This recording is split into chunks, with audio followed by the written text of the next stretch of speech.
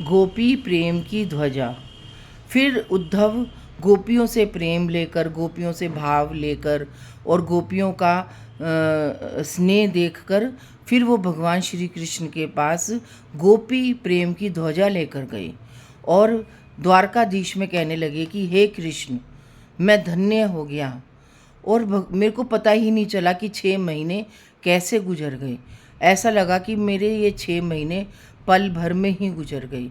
मैं गोपियों का प्रेम देखकर, माँ यशोदा का प्रेम देखकर, राधा का प्रेम देखकर इतना भाव विभूत हो रहा हूँ कि मैं ज्ञान की पताका लेकर गया था, लेकिन लेकर आया हूँ प्रेम की पताका।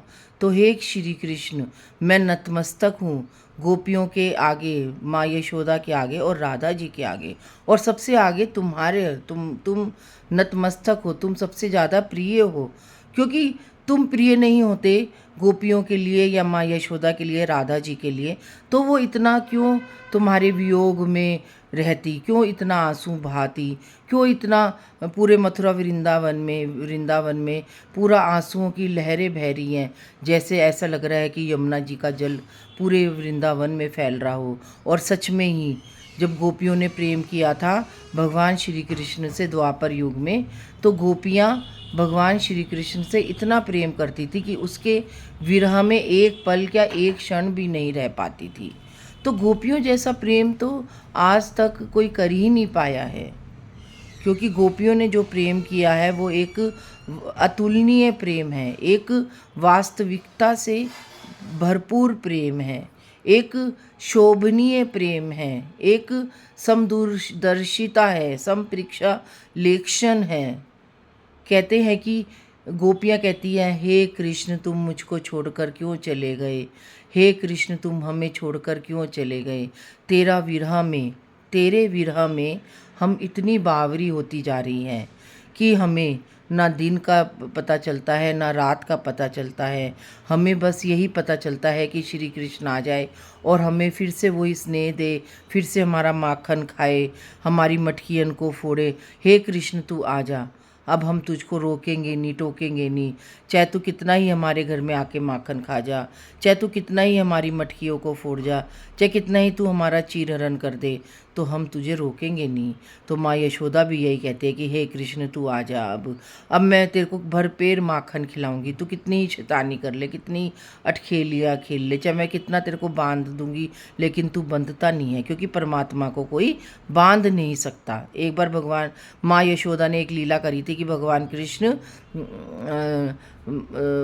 लीला कर रहे थे, शैतानी, तो माँ ने श्री कृष्ण को बांधना चाहा तो रस्सी छोटी पड़ गई, लेकिन श्री कृष्ण नहीं बंध पाए, क्योंकि परमात्मा को कोई बांध नहीं सकता है।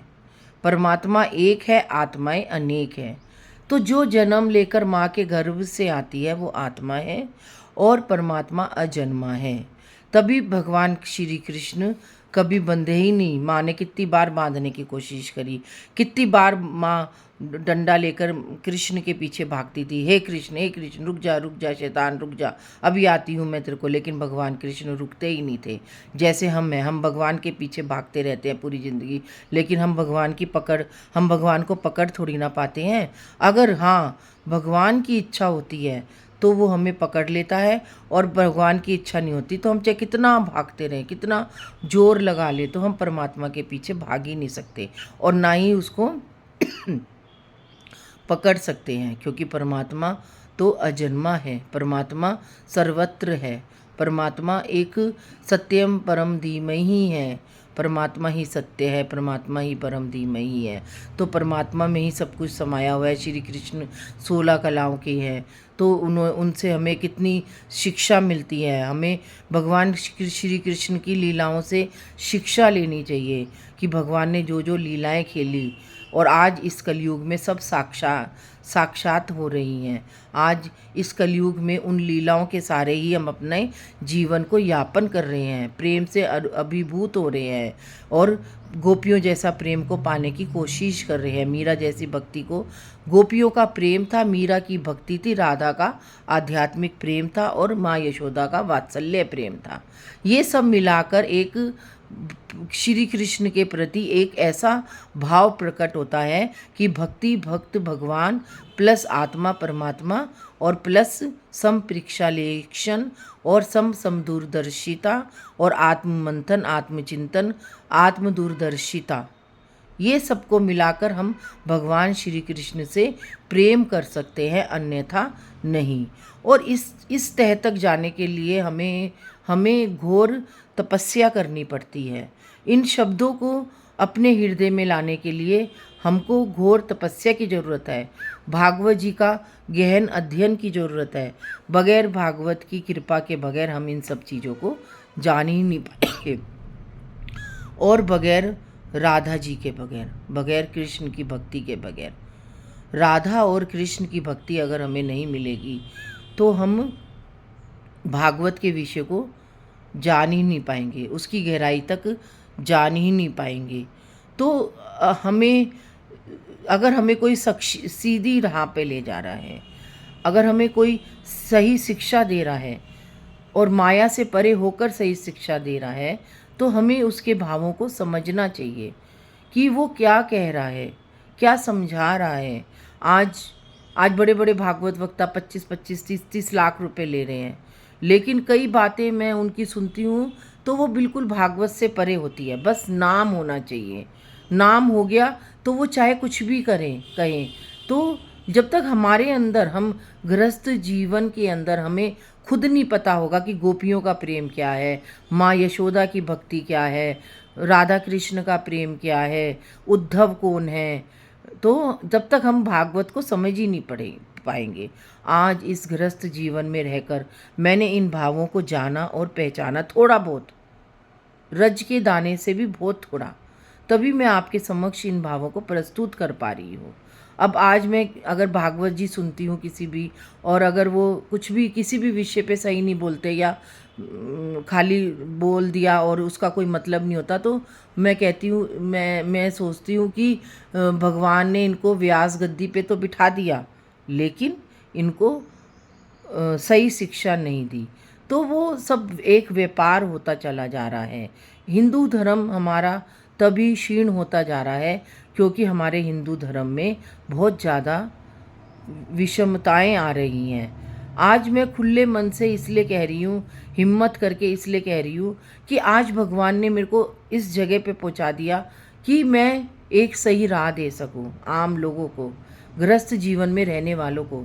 एक बात बताओ, आज हम भागवत सुनने जाते हैं भागवत वक्ता की, तो हम एक आम आदमी तो जाता है भागवत सुनने, साधु संत आते हैं लेकिन वो सुनते हैं चले जाते हैं, लेकिन हम उन भागवत वक्ताओं के वाक्यों को, उनके प्रेम को, और वो जो बताते हैं हम अपने हृदय में उतारते हैं।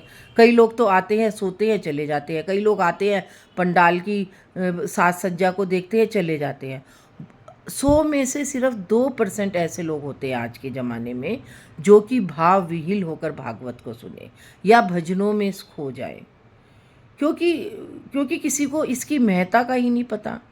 और जब तक इसकी महत्ता का किसी को पता ही नहीं चलेगा, गोपी प्रेम की ध्वजा का या उद्धव के चरित्र का या माँ यशोदा के बारे में या राधा कृष्ण के बारे में, तब तक वो सही अवलोकन ही नहीं कर पाएगा।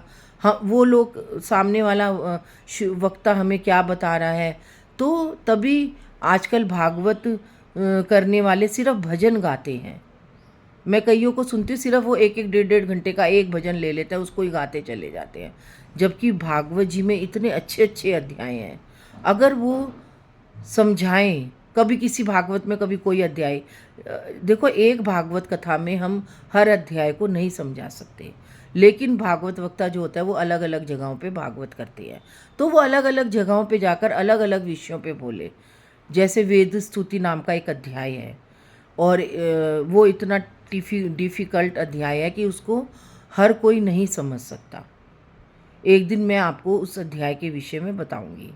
और मार्कंडे जी का अध्याय है जिसमें मार्कंडे जी को साक्षात भगवान के दर्शन हुए और हजारों सैकड़ों वर्ष तक उन्होंने तपस्या करी, तब जाकर उन्होंने बड़ के पत्ते पे, बरगद के पत्ते पे भगवान श्री कृष्ण के दर्शन करे।